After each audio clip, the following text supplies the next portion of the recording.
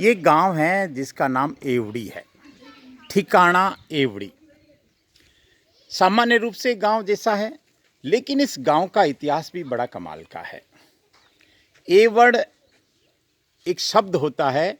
एवड़ का मतलब होता है कि बहुत सारे भेड़ बकरी जब झुंड में बैठते हैं तो उसको एवड़ बोलते हैं, और उसी एवड़ से इस गांव का नाम एवड़ी पड़ा। जानकार बताते हैं यहाँ एक मंदिर भी है, मैं मंदिर के दर्शन कराऊंगा। श्री चामुंडा माता जी का मंदिर, ठिकाना एवड़ी इस गांव का नाम है। हुआ यूं कोई लगभग 16वीं सदी में महाराव सुल्तान, जिन्होंने दत्तानी का युद्ध लड़ा था, उनके कोई दीवान थे, उनका नाम भी राव सुल्तान था। और इस गांव में इस पहाड़ी के नीचे, ये हम आपको एक पहाड़ी दिखा रहे हैं, यहाँ देवासी भाइयों की कोई एवड़ बैठी थी।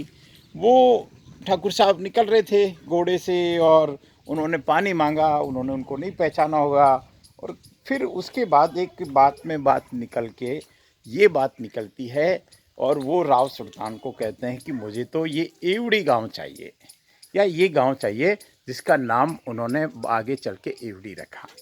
और उन्हीं के साथ, तो उस समय महाराव सुल्तान थे, सिरोही के राजा थे, उन्होंने उनके दीवान राव सुल्तान जी को ये गांव दिया, जिसका नाम आगे चल के एवड़ी पड़ा।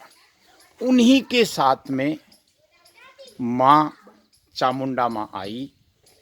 ऐसा इतिहास गवाह है कि माँ साक्षात रूप से, ऐसे भाव होते थे कि माँ साक्षात रूप से चलती थी, कुल देवी होती थी। ये वही माँ है जो मांडवा में जिनका माता जी का मंदिर है, क्योंकि वो मांडवा की जागीरी उनको उस समय मिल रही थी। उन्होंने कहा कि नहीं भाई, हमको तो एवड़ी की जागीरी चाहिए, इस गांव की जागीरी चाहिए, और इस गांव की जागीरी उनको दी राव सुल्तान को। और उसके बाद में राव जो समाज है, राजपूत समाज, उनकी ये जागीरी कहलाती है। मंदिर भले ही ये नया बना है, जीर्णोद्धार हुआ है, लेकिन इनके नगाड़े, इनके यहाँ की आस्था और यहाँ का इतिहास सच में बहुत पुराना है। हम इस नगाड़े को खास तौर से आज फोकस कर रहे हैं। जब ये नगाड़ा बजता है, जब इसकी ध्वनि निकलती है, तो आप मान के चलिए कि पूरे गांव में एक पॉजिटिव एनर्जी का एक तरह से प्रभाव बहने लगता है। हम मुख्य मंदिर में पहुंचे हैं। यहाँ इनके दूत है काला भैरव जी, इनको भी नमन करें, क्योंकि इनके ये सच्चे, जिनको कहें इनके पुत्र हैं, यूँ समझिए, इनके अनन्य हैं भक्त। और ये इधर गोरा भैरव और माँ चामुंडा। ओम श्री चामुंडा माता नमः। देखिए, ये कमाल का खेल है जीवन का भी साहब। अनादिकाल से मनुष्य सुख की चाह रखता है, और सुख पाने के वो सारे प्रयास करता है, साधन करता है, जो उनको सुख तक पहुंचा दे। और इसी सुख प्राप्ति का साधन है माँ की भक्ति, चामुंडा माँ की भक्ति, श्री चामुंडा माँ की भक्ति। और ऐसा भी मानते हैं कि समस्त देव हमारे शरीर के अंदर प्रतीकात्मक रूप से विराजित हैं। हम भक्ति करें श्री चामुंडा माँ की। सिरोही टेम्पल्स आज इस मंदिर में पहुंचा है, जो वो एवड़ी गांव में है, जो श्री माँ काली का मंदिर है। और यहाँ नियमित रूप से पूजा आरती होती है। यहाँ कई बड़े संतों का आगमन समय समय पर होता है। इसमें यहाँ पहुँचने के हम दो मार्ग देखते हैं। अंदौर होके भी रास्ता आता है, इधर से पालड़ी होके भी आता है, और गोल होके भी आ सकते हैं हम। इस तरह से हम श्री चामुंडा माँ के मंदिर में आज पहुँचे। यहाँ की मैं जानकारी आपको और पंडित जी के माध्यम से आपको बताऊंगा। आनंद सिंह जी राव हैं हमारे सामने, जो इसी गांव के वासी हैं, यहाँ के इतिहास की जानकारी रखते हैं। आनंद सिंह जी, जैसा मैंने सुना कि एवड़ से इस गांव का संबंध है, क्या इसका यथार्थ जानकारी क्या है? ये हमारे मतलब मांडवा में हमारे पूर्वज रहते थे। मांडवा में? मांडवा में ठीक है ये किसी कारणवश यात्रा में निकले जी। और यहाँ आते आते उनका घोड़ा थक गया। ठीक है।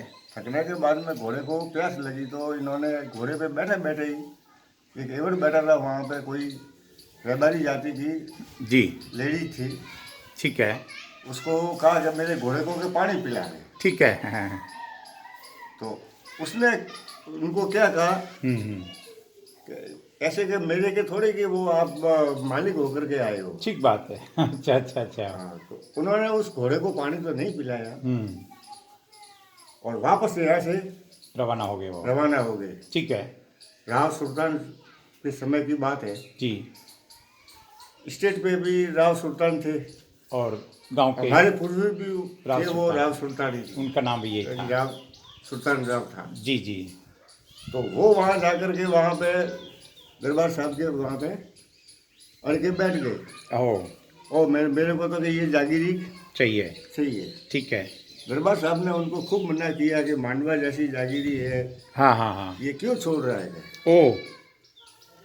नहीं कि मैं तो लूंगा, जब तो जागीरी यही लूंगा, नहीं तो मेरी ये जागीरी है, मैं वापस सारे ले लो। को अर्पण करता हूँ। वाह वाह वाह, अद्भुत। हाँ। हाँ। तो मान वो बहुत समझाया उनको, समझाने पे भी वो नहीं समझे कि मेरे को जागीरी चाहिए तो एवड़ की चाहिए। ठीक है। फिर वहाँ से वो दरबार साहब ने उनको तांबा पत्र लिख के ओह। कि भी ये तेरी जागीरी, और मांडवा जो जागीरी थी उनकी जी। वो उन्होंने सुपुर्द कर दी दरबार को। सानेसर जी को। ओह, सानेश्वर जी सानेसर को। जी को सुपुर्द कर दी। बहुत उसके अच्छे। बाद में 1701 की बात है ये। 1701 की बात है ये। जिस हम एवड़ी गांव को देख रहे हैं, ये गांव तो थोड़ा उधर आगे है, और ये कुलदेवी भी उनके साथ ही आई थी माँ। हाँ, कुलदेवी भी साथ में थी। मतलब चूंकि मांडवा की जागीरी थी तो मांडवा में भी माँ का मंदिर है। तो जहाँ जागीरदार चलते थे वहाँ माँ चलती थी, क्योंकि माँ के बेटे होते थे और माँ बेटे का एक संबंध होता था। वही वाराही माता है। अच्छा, वहाँ माराई माता है, ये भी हमारी कुलदेवी थी। अच्छा, ये भी चामुंडा माता है। ये चामुंडा माता है। जो ठीक। वर्तमान में मांडवा में जो तालाब है, हाँ, तालाब के पास में है। हमने देवनगरी के देव दर्शन में श्री चामुंडा माता का वर्णन भी किया था। यहाँ हमको अभी हमीर सिंह जी राव हैं, वो यहीं के हैं, उन्होंने भी बताया टेलीफोन पे कि यहाँ श्री सती माता का मंदिर भी है। सती माता का भी है। अब वहाँ कुछ इलाज भी होता है। इलाज होता है। किस चीज़ का इलाज होता है वहाँ? ये मतलब हमारे पूर्वज के किसी बुजुर्ग के हाँ। पाँव में हो गया था डमरू, जिसको बोलते हैं मारवाड़ी भाषा में डमरू, और जौजुआ। वो ठीक हो गया था? नहीं, ठीक नहीं हुआ। हाँ। उन्होंने क्या कहा, वो उसके मतलब 6 महीने तक वो आदमी बिस्तर में ही पड़ा था। मतलब पूजा नहीं कर पा रहा था? पूजा नहीं कर पा रहा था। ठीक है। पूजा नहीं किया, मतलब बिल्कुल बिस्तर में पड़ा था। ठीक है। उसके बाद में क्या हुआ कि एक दिन ऐसा समझ हो गया कि वो मतलब गाय को दो रही थी। ठीक है। पहले कहते हैं छरवी होती थी, तो छरवी में वो गाय को दो रही थी। ठीक है। तो उस समय क्या हुआ कि वो बिजली ऊपर से कड़क के छरवी में गिर गई। ठीक है। ओ। तो उसने क्या किया, वो तो सती थी। अच्छा। उसको पता पड़ा, उसने उस छरवी को बिल्कुल उल्टी करके उसके ऊपर बैठ गई। ठीक है। तो बिजली ने कहा कि मेरे को छोड़, मैं अंदर के मतलब परेशान हो रहे। ठीक है। तो क्या मैं ऐसे तो क्या नहीं छोड़ूंगी, तो मेरे को क्या वरदान दे। ओ। तो फिर बिजली ने वो दिया वरदान। बिल्ली ने? बिजली ऊपर से करती है। अच्छा, बिजली ने। ओ। उसने दिया वरदान। ठीक है। तो कभी तेरे तो पति का तो मतलब इलाज होगा ही होगा। हाँ। तेरे वंशज के जो भी बच्चे होंगे, हाँ, उनका भी इलाज उनका भी होगा। अगर हाथ लगाने से वो लाभ दोनों बीमारियां। चलिए, आपने बहुत संक्षिप्त में बात बताई। मैं श्री चामुंडा माँ की जय के साथ मेरी बात को विराम देता हूँ। बोलो श्री चामुंडा मात की जय, और आज के आनंद की जय।